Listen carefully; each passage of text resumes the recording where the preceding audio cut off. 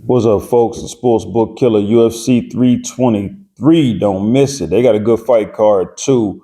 My report card for 2 weeks ago, UFC Qatar, I was 4-1 in my strong bets. I missed the Tahir Ulanbekov bet. I messed up. He lost. He choked.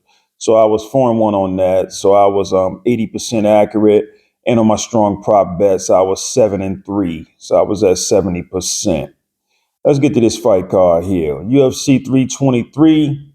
We're going to start with the championship, the main event, the men's bantamweight division. Merab Dvalishvili going up against Petr Yan. This is a rematch. Merab Dvalishvili, this guy, he trains over at Team Serra-Longo. He's a judo black belt. He beat Henry Cejudo. He beat Sean O'Malley. He beat Umar Nurmagomedov, and he also beat Corey Sandhagen. He's currently on a 14-fight win streak. This guy boxes out of orthodox stance, has good boxing, relentless grappling, and great cardio. Petr Yan, he lost to Aljamain Sterling. He lost to Sean O'Malley, and he also lost to Merab Dvalishvili. He can box either way. He got hang. He can do it either way. He can go orthodox or he can go southpaw. Doesn't matter to him. He has great boxing. Really, really good boxing. He throws some hard calf kicks. He has great takedown defense, great cardio. He has a good ground game.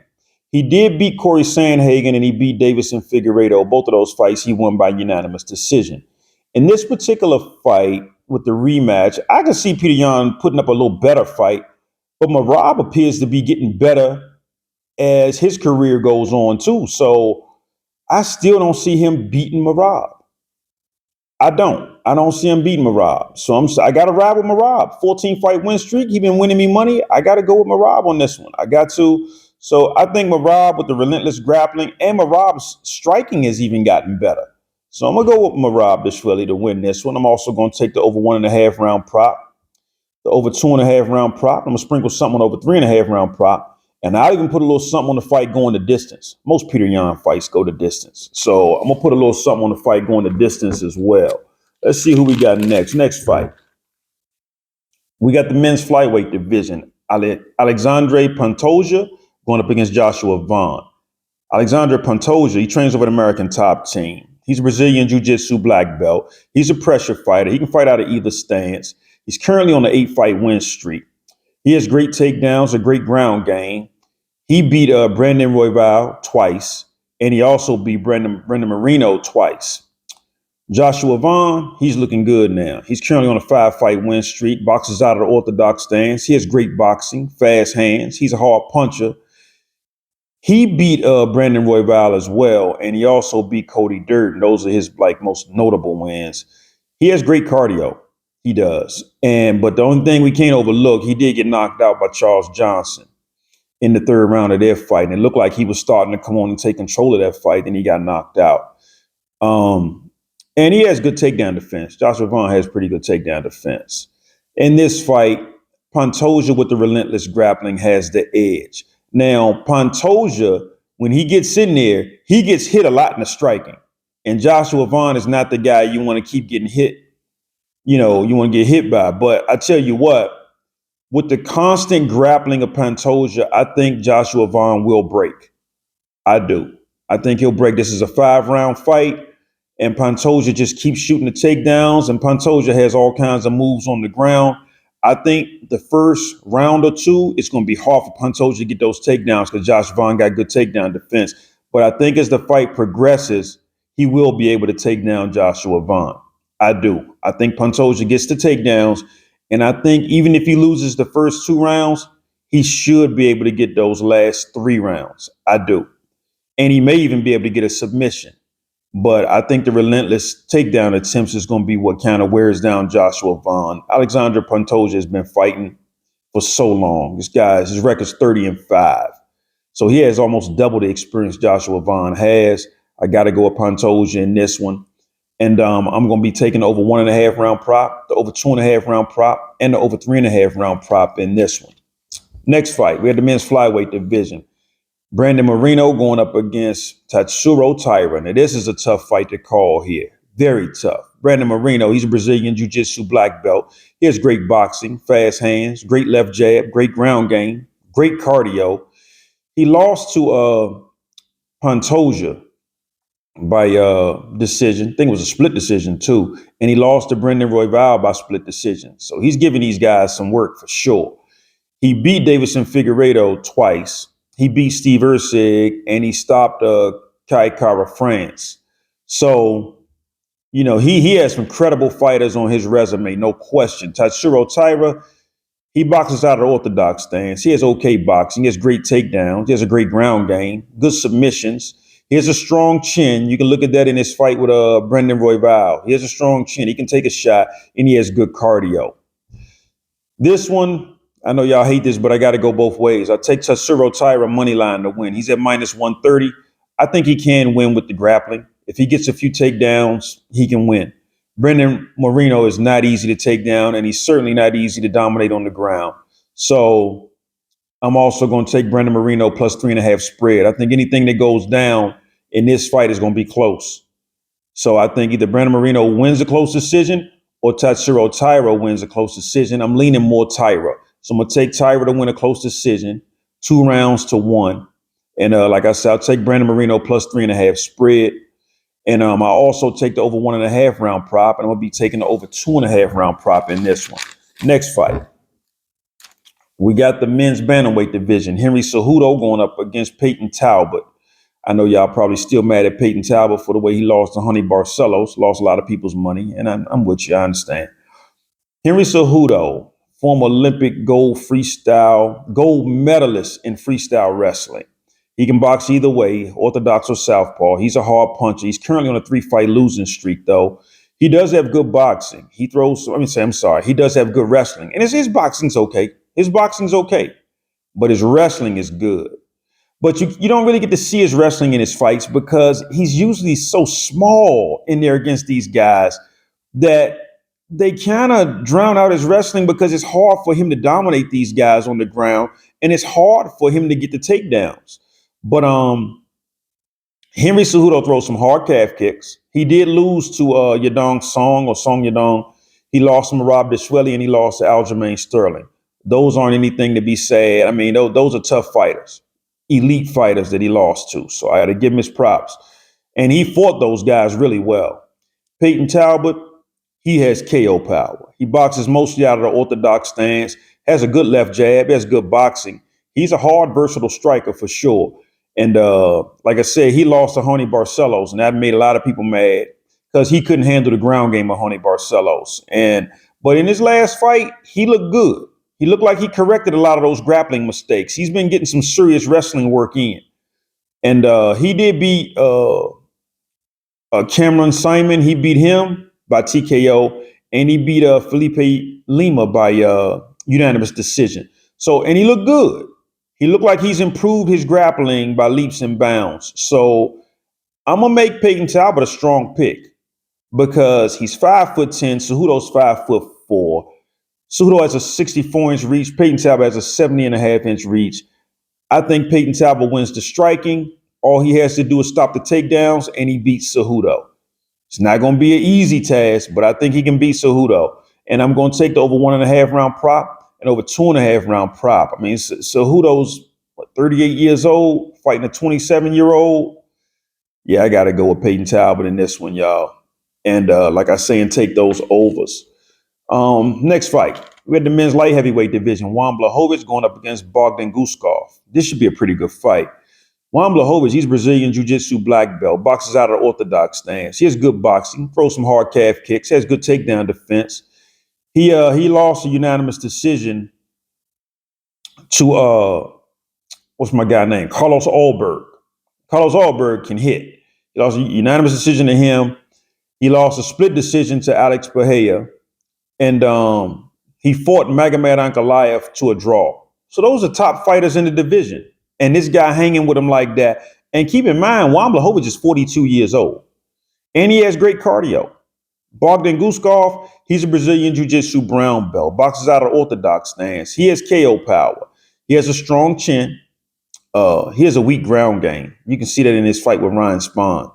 And he has poor takedown defense. You can see that in that fight with Ryan Spahn. He's currently on a 4-fight win streak, though. And he did beat Nikita Krylov. He beat Billy Alakana, and he beat Ryan Spahn. Yeah, he was getting dominated by Ryan Spahn, and he turned around and turned the tables on him. Just like Billy Alicana was dominating him on the ground, and then he made a comeback and ended up beating Billy Alicana. So Bogdan Guskov's grappling is not what I would call next level at all.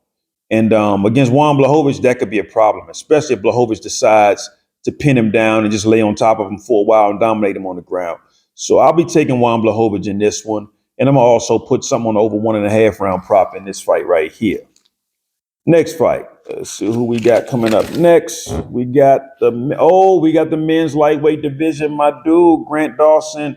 Grant Dawson going to be fighting Manuel Torres. Grant Dawson trains at American Top Team. He's currently on a 3-fight win streak. He shoots for relentless takedowns. He has great wrestling, good cardio. He's a constant stand switcher in the stand-up striking note. And he did get knocked out by Bobby Green. Let's not forget that.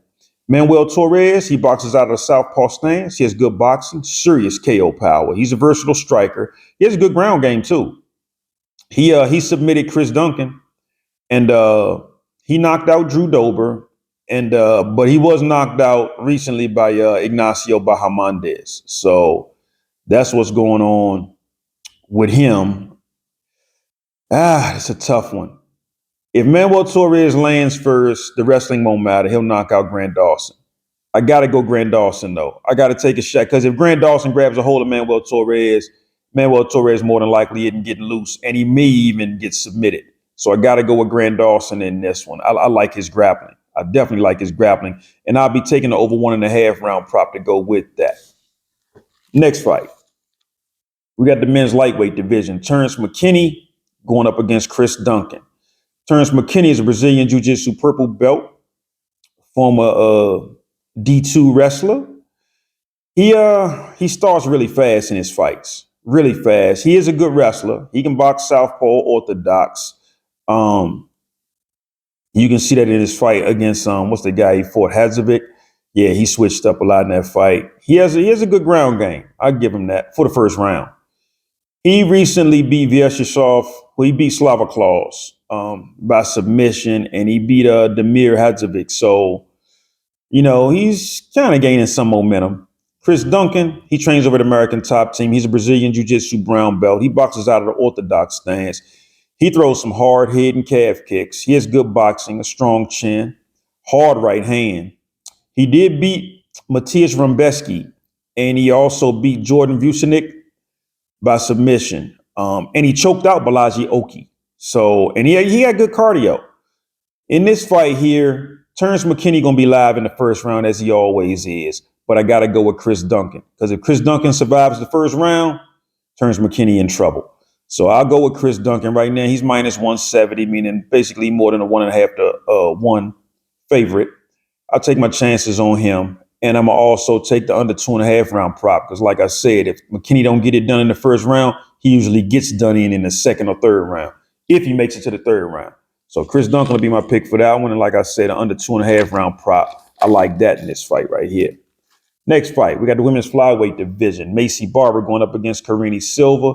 Maycee Barber is a Brazilian Jiu-Jitsu purple belt, second-degree karate black belt. She can fight out of either stance, orthodox or southpaw. She's a hard puncher, got good takedown defense. She has a good boxing. She has a strong chin, and she's currently on a 6-fight win streak.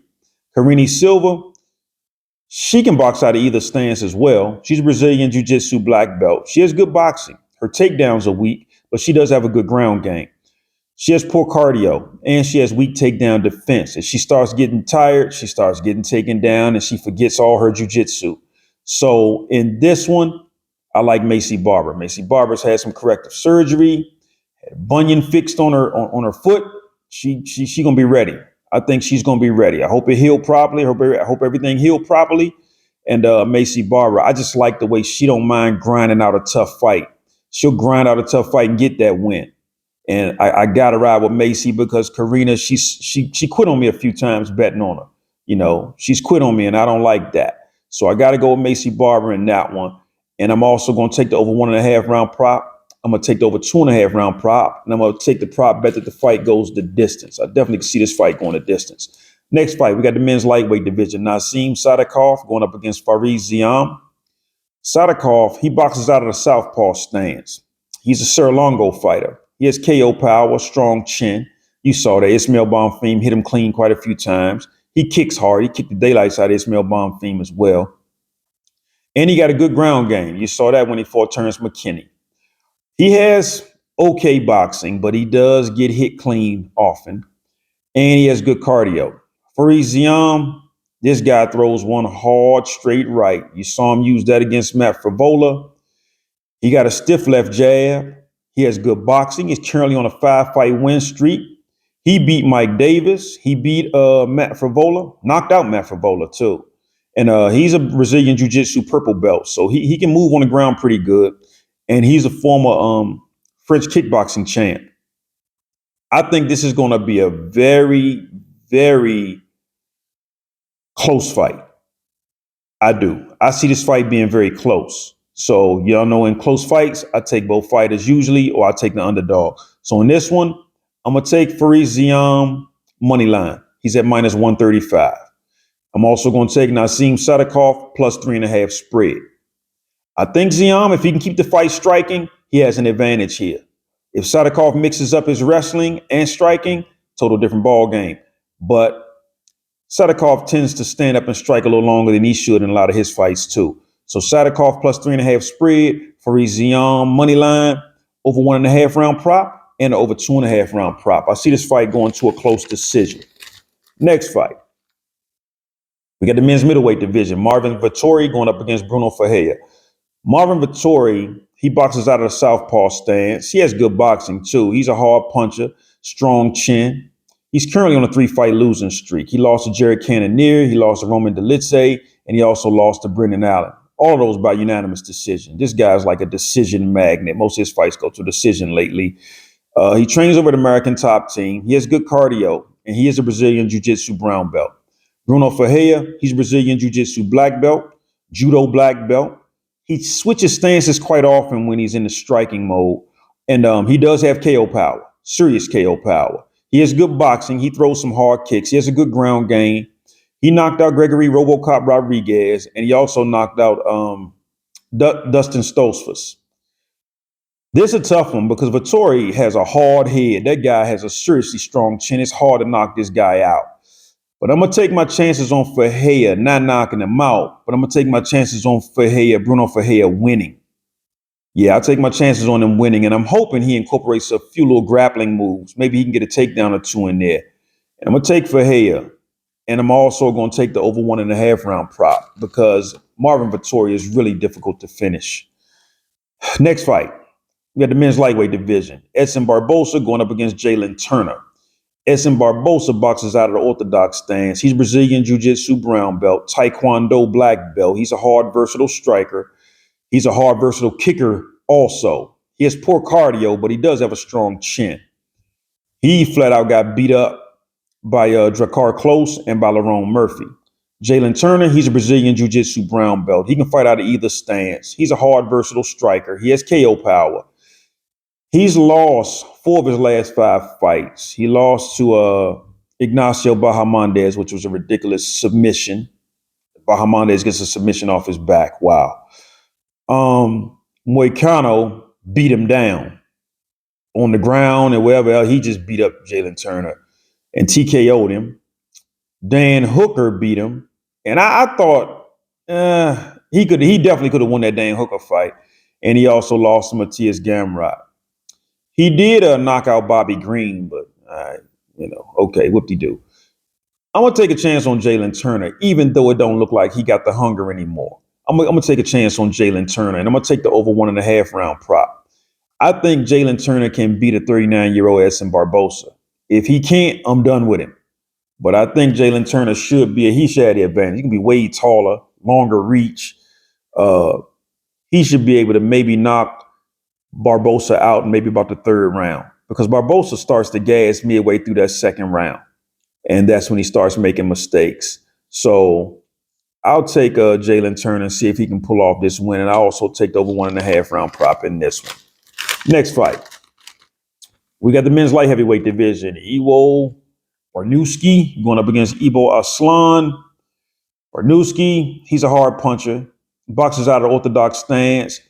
He has a good double leg takedown and a good ground game. And he also has good ground and pound. This will be his UFC debut. Ivo Aslan, he boxes out of the orthodox stance. He has KO power, serious KO power. He has a weak ground game, though.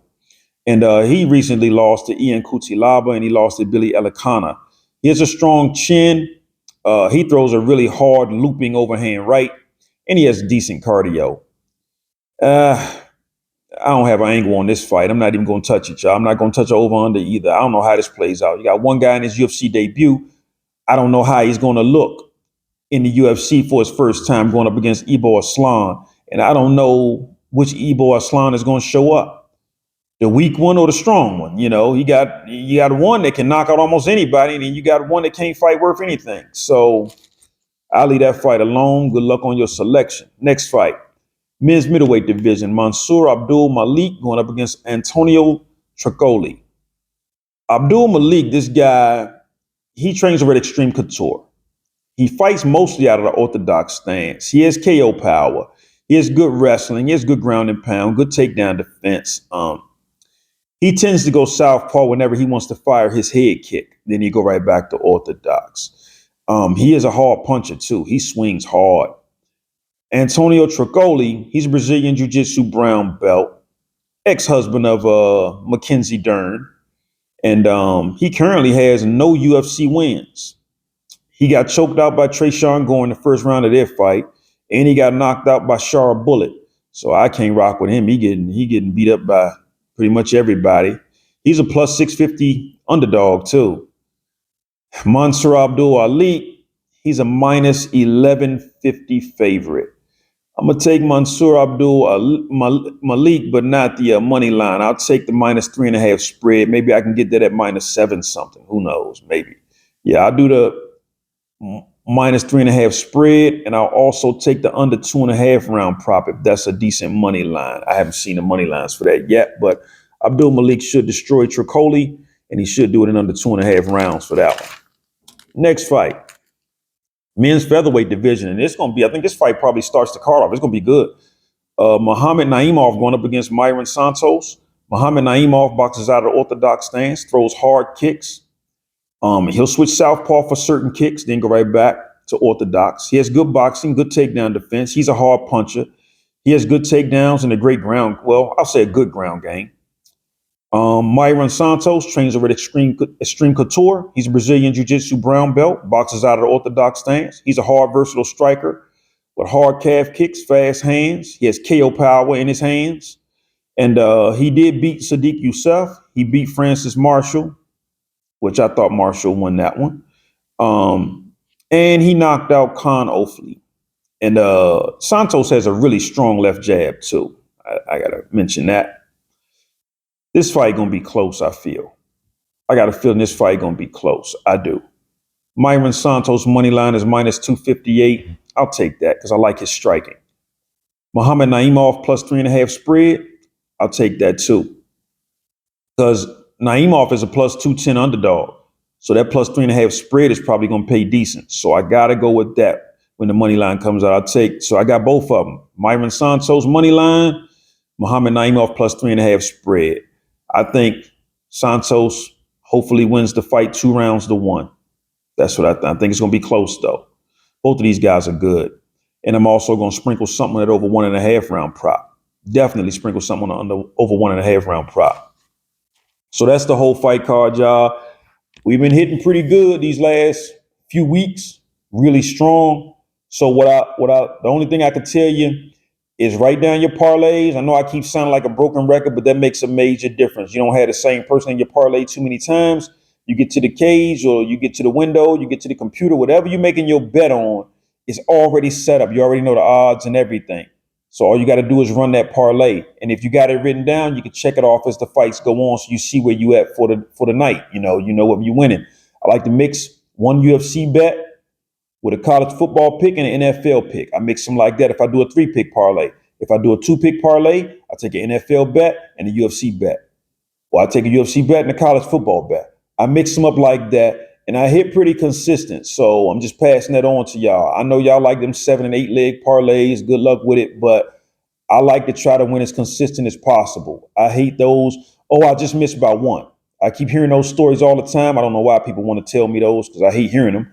Of course, you're going to miss by one. You pick 8 different bets. So, and that's just what it is. So it's okay to take them 7 to 8 leg parlays, but make sure you got some solid wins in there too, some 2-pick and some 3-pick ones that are solid. You see, and then, you can take those long leg parlays and take a shot at that. But that's the best I got for you today. Good luck this weekend, y'all. I'm gonna try to go live for these fights Saturday and try to watch the fights with you guys. It's gonna be some very good fights. So I look forward to seeing y'all chatting it up with you guys. And good luck this weekend.